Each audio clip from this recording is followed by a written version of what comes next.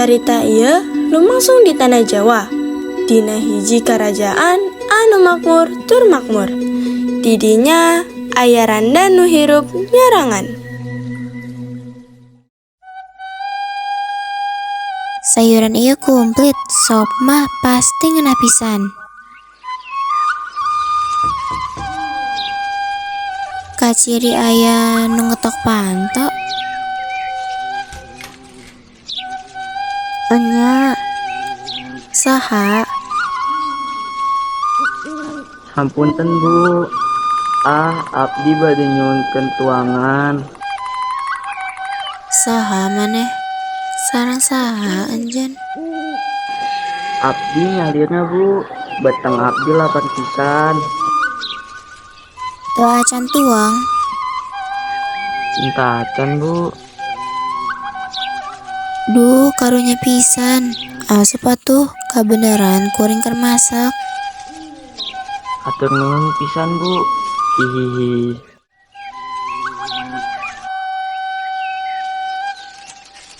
Saha nami anjeun? Nah anjeun nyalira. Anjeun teh masih leutik tapi indit sorangan. Abdi teu tenang nami asli abdi Bu, tapi jalma nyebut kuring Joko Kendil. Di mana anjeun cicing? Anjeun gaduh keluarga leres.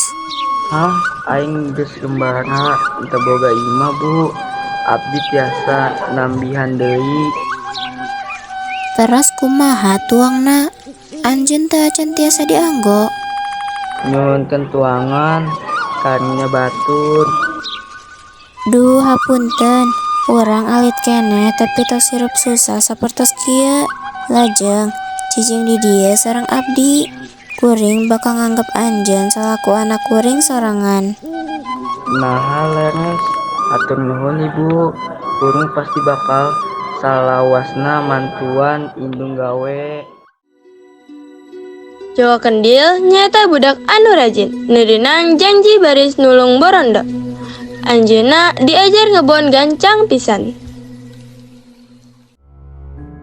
Ngali Mbok, cabe teh segen-segen pisan. Eta teh gara-gara maneh ngurus manehna ku cinta Joko. Mudah-mudahan waya kieu urang muhun. Muhun, mugia doa orang dikabul. Wanci terus ngaliwat. Joko Kendil ayeuna geus dewasa. Sanajan kitu awakna masih sarua jeung waktu manehna leutik. Kok abdi gaduh hiji kahoyong. Naon eta Joko? Abdi hoyong kawin, Mbok. Kawin? Dupi anjeun gaduh calon acan Joko. Abdi hoyong nikah sareng salah sahiji putri karajaan, Mbok. Tong boro Joko. Tingali kaayaan urang ayeuna. Kumaha ari putri raja teh hayang panggih jeung jalma-jalma miskin kawas urang. Ayo atuh Mbok, ieu abdi bade menta heula ka Mbok. Tulungan abdi. Yeuh, muhun. Tapi kudu siap-siap naon wae jawaban ti Kanjeng Raja Joko. Joko siap, Mbok. Sababaraha dinten ti harita, duanana angkat ka karaton raja.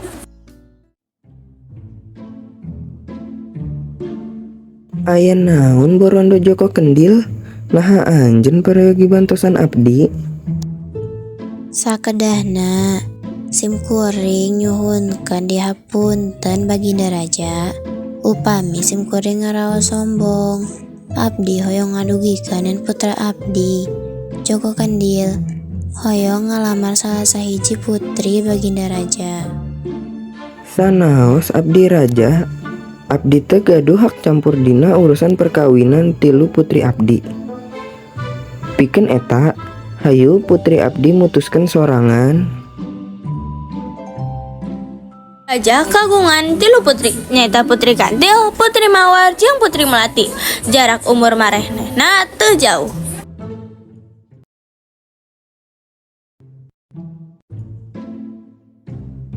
Kumaha saur anjeun Kantil?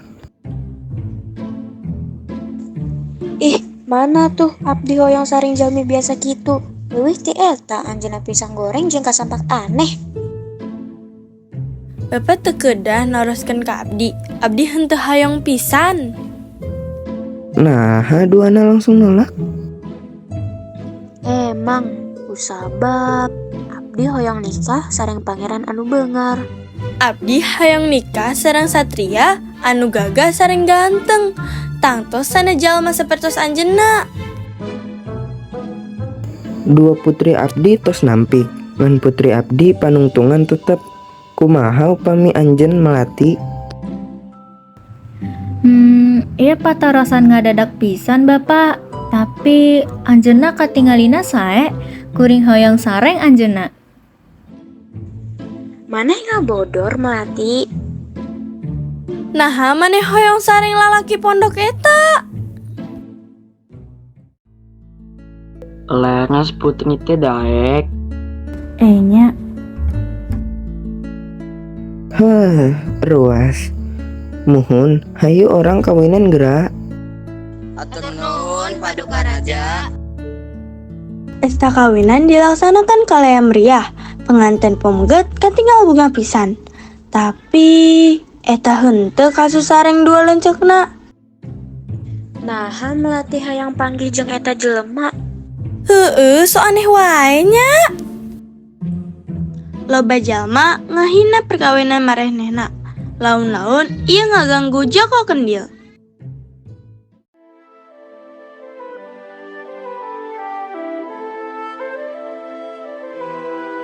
Pamajikan punten jujur ke abdi.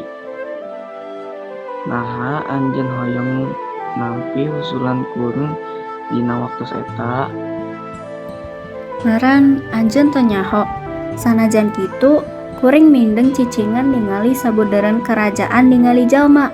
Sareng kuring sering ningali anjeun ngabantos indung anjeun di sawah. Tidinya kuring terang anjeun mangrupikeun jalma anu sae sareng rajin. Tos lami ningali abdi. Atur nuhun pikeun nampi kuring salaku kuring pamajikan kuring. Abdi anu kedah bersyukur, tos mendakan salaki anu soleh. Hiji poe di kerajaan diayakeun lomba panahan jeung moro. Seueur pangeran sareng satria anu hadir dina eta acara. Penampilan para pangeran anu ganteng ngajadikeun putri mawar jeung putri kandel terpesona.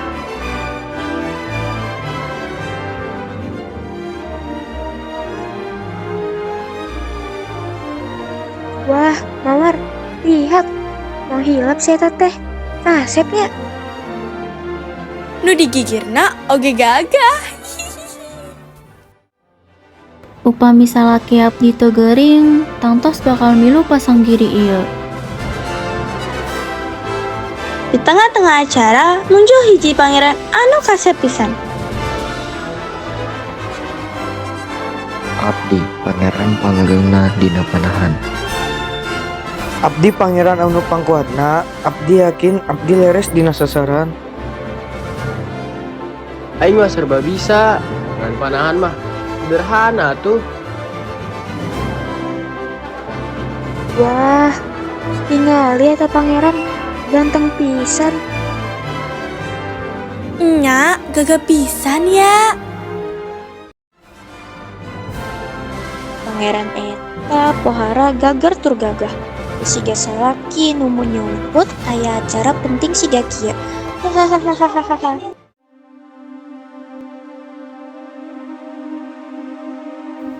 Geus cukup, salaki abdi mah sanes anu dibayangkeun.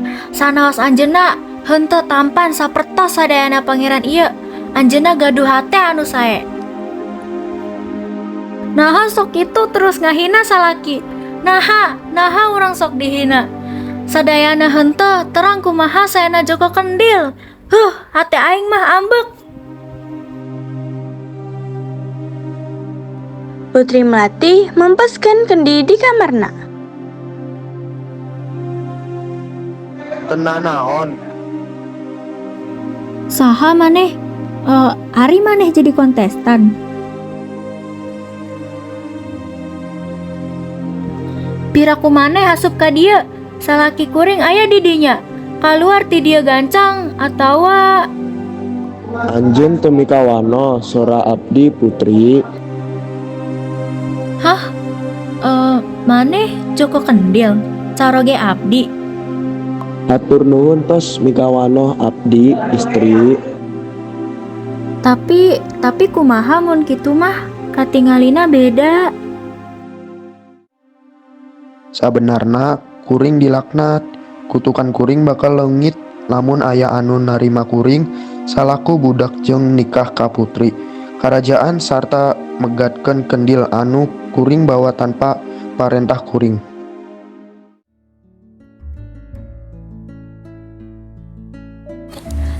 Leutang tu ngajadikeun dua lencekna ngarasa jengkel. Kumaha manehna bisa jadi untung? Joko Kendil mulang ka Imam Borondo, rek ngajar indungna cicing di keraton. Tapi Leres teu hayang pindah ka karaton. Mama ari di dieu mah emut ka ibu cekap. Mana indung bakal salawasna aya di mana wae ayana Joko Kendil.